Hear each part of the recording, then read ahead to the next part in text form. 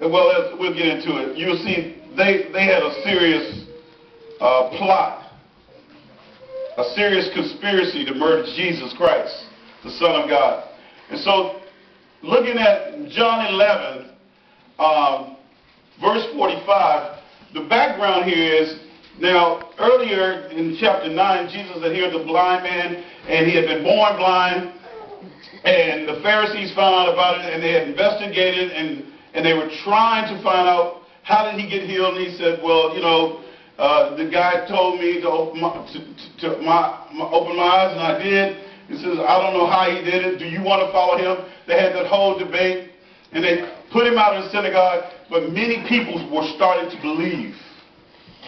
They were getting excited about a Jesus that could open the eyes of a man who was born blind. Mm-hmm. That's some hope for tomorrow, isn't it? Yes. Some hope for me and you. And then it gets to chapter 11, and his favorite people, the people he hang out with, the people he lays out and sleeps over the Marthas and Marys, and he eats over the Marthas and Marys, and he's very close to Lazarus. His friend, he dies, and he gets there, and he's been dead 3 days, and then, or was it 4 days? I can't remember exactly, but it doesn't matter. The man was dead, and he was in the grave, and they said he had started stinking. Wow. And then he raised him up from the dead, and now masses of people were following after him. Masses of people. Surely this is the Messiah. But, and the scripture says a lot of folks believe, and here's the response of one group, and here's the response of another group. Let's look at the two different responses. Verse 45, therefore many of the Jews who came to Mary and saw what he had done believed in him. Put their total faith in him. They staked their life on him. John what? John chapter 11, verse 45. Verse 46, but some of them went to the Pharisees, not to tell them, wow, look what Jesus is doing. You need to change your mind. This must be the Messiah.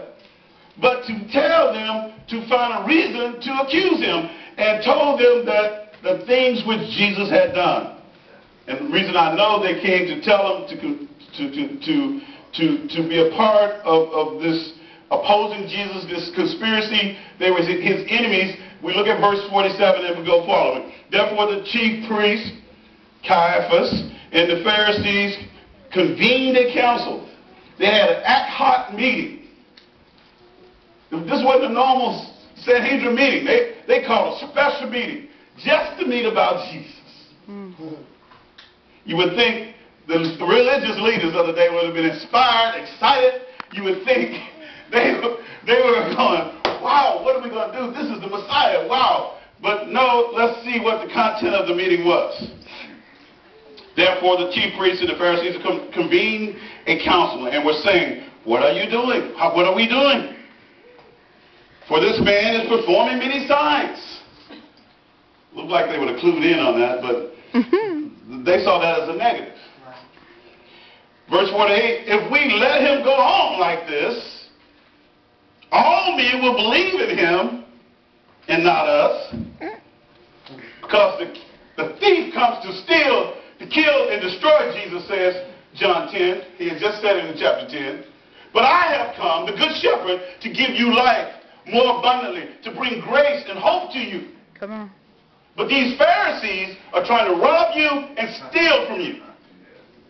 And so, if we let him go on like this, all men will believe in him, and the Romans will come and take away both our place, our temple, our place of worship, where we are the big cheese, and therefore our position and our power, and